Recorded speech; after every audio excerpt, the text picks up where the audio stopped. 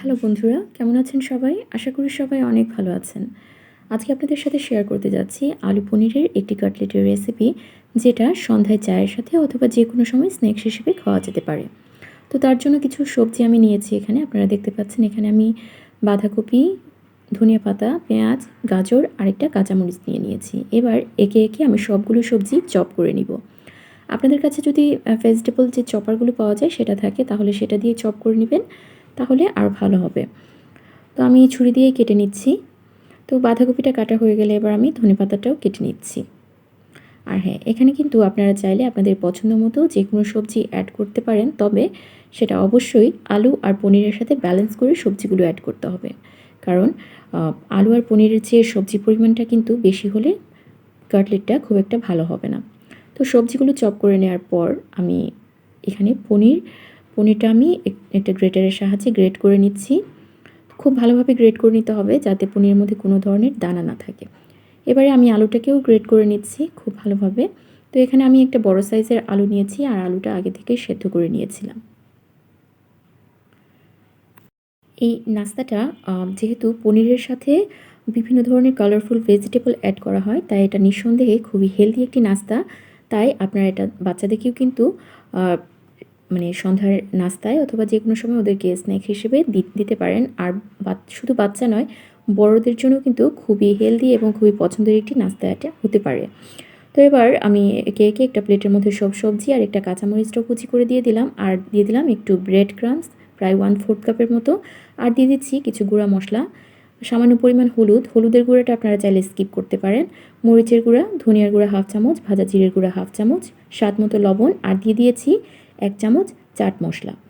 এবার সব উপকরণ মশলার সাথে সবগুলো উপকরণ ভালোভাবে একটু হাত দিয়ে মেখে নিলাম। তারপরে এই মিশ্রণটাকে আরেকটু টাইট করার জন্য হাতে অল্প একটু পানি নিয়েছি। পানিটা আপনারা আপনাদের প্রয়োজন অনুযায়ী একটু বুঝে দিবেন। প্রথম থেকে খুব বেশি করে দিবেন না, অল্প একটু অ্যাড করার পর তারপরে যদি প্রয়োজন হয় তাহলে আরেকটু অ্যাড করে দিবেন। তো দেখতে পাচ্ছেন আমার খুব সুন্দরভাবে এটা কিন্তু কাটলেট তৈরি করার মতো একটা কনসিস্টেন্সিটি চলে আসার পর আমি একটু একটু করে মানে পরিমাণ মতো আমি এই মিশ্রণটা হাতের মধ্যে নিয়ে প্রথমে একটু গোল আকার ধারণ করে হাত দিয়ে একটু চেপে চেপে দিচ্ছি। তারপরে 2 হাতের সাহায্যে একটু চ্যাপ্টা করে কাটলেটের শেপ দিয়ে দিচ্ছি। তো এইভাবে একে একে আমি সবগুলো কাটলেট তৈরি করে নিব। আসলে এত অল্প সময়ে একটা ভিডিওতে সব কিছু আসলে শেয়ার করা সম্ভব হয়ে ওঠে না, কিন্তু তারপরও আমি চেষ্টা করেছি এই কম সময়ের মধ্যে এই ভিডিওটির মাধ্যমে এই রেসিপিটির সম্পর্কে সব কিছু আপনাদের সাথে ভালোভাবে শেয়ার করার।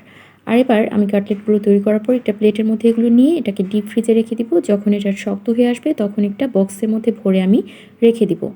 তো দেখতে পাচ্ছেন আমি কাটলেটগুলো শক্ত হওয়ার পর কিন্তু আমি এভাবে বক্সের মধ্যে রেখে দিয়েছিলাম। তো প্রায় 2 দিন পর আমি এগুলো বের করে আমি সন্ধ্যার নাস্তার জন্য এগুলো ভেজে নিচ্ছি। তো আপনারা চাইলে কিন্তু আপনারা এভাবে রেখে দিতে পারেন, চাইলে সাথে সাথেও ভেজে খেতে পারেন। তবে আর হ্যাঁ, এটা কিন্তু আপনারা 1 মাসের মতো ডিপ ফ্রিজে রেখে সংরক্ষণ করে যখন আপনাদের প্রয়োজন হবে তখন বের করে ভেজে খেয়ে নিতে পারেন। এবার এদিকে আমি প্রায় 3 থেকে 4 টেবিল চামচের মতো আটা এখানে নিয়েছি, আর আটা দিয়ে সামান্য পরিমাণ লবণ এড করে একটা ব্যাটার তৈরি করে নিলাম। আর ব্যাটারটা খুব বেশি পাতলাও না আবার খুব বেশি ঘনও না। আপনারা এটা দেখে নিশ্চয়ই বুঝতে পারছেন। আর এখানে আপনারা আটার পরিবর্তে ময়দা অথবা কর্নফ্লাওয়ার, যেটা আপনাদের হাতের কাছে থাকে, সেটাও ব্যবহার করতে পারেন। এবারে আমি কাটলেটগুলোকে সেই ব্যাটারের মধ্যে একটু ডুবিয়ে নিলাম, ডুবিয়ে তারপরে ব্রেড ক্রাম্বের মধ্যে ভালোভাবে কোট করে নিচ্ছি। আর এখানে ব্রেড ক্রাম্বটা আমি এখানে 3টের মতো পাউরুটি নিয়ে সেটা ব্লেন্ডারের মধ্যে গুঁড়ো করে নিয়েছিলাম। তো এভাবেই আমি আমার ব্রেড ক্রাম্বটা তৈরি করেছি। তো এবারে সবগুলো কাটলেট আমি এভাবে এই ব্যাটারের মধ্যে ডুবিয়ে নিয়ে তারপর এটা ভালোভাবে ব্রেড ক্রাম্ব দিয়ে কোট করে নিচ্ছি। তো এইভাবে একে একে সবগুলো কাটলেট আমি তৈরি করে নিব। তৈরি হয়ে গেছে আমার সবগুলো কাটলেট। এখন আমি সবগুলো তৈরি করছি না, আমার ঠিক যতটুকু প্রয়োজন সেগুলো আমি ভেজে নিচ্ছি, আর বাকিগুলো আমি আবারও ডিপ ফ্রিজেই রেখে দিব। তো যাই হোক, এবার আমি তেলের মধ্যে এখানে পরিমাণ মতো তেল দিয়ে দিয়েছি। তো তেলের মধ্যে আমি কাটলেটগুলো ভেজে নিচ্ছি। এটা কিন্তু একেবারে যে খুব বেশি তেলে বা ডুবো তেলে ভাজতে হবে সেরকম কিন্তু একেবারেই না। তো আমি তেলের পরিমাণটা খুব একটা বেশি দেইনি। এবার একটা পাশ ভাজা হয়ে গেলে অপর পাশটাও আলতোভাবে উল্টে 2-3 বার উল্টে পাল্টে ভালোভাবে ভেজে নিতে হবে। আর চুলার আঁচটা কিন্তু অবশ্যই মিডিয়াম টু লো ফ্লেমে রেখেই এটা ভেজে নিতে হবে। তো কাটলেটগুলো ভাজা হয়ে গেলে একটা প্লেটের মধ্যে আমি এগুলো তুলে নিলাম। আর এটা কিন্তু আপনারা সস অথবা বিভিন্ন ধরনের আপনাদের পছন্দ মতো চাটনির সাথে এটা সার্ভ করতে পারেন। তো বন্ধুরা, আজকের রেসিপিটি আপনাদের কেমন লাগলো? যদি আমার ভিডিওগুলো আপনাদের ভালো লেগে থাকে তাহলে আমার ভিডিওতে একটি লাইক এবং ভিডিওটি শেয়ার করে দিতে একদমই ভুলবেন না। ধন্যবাদ সবাইকে।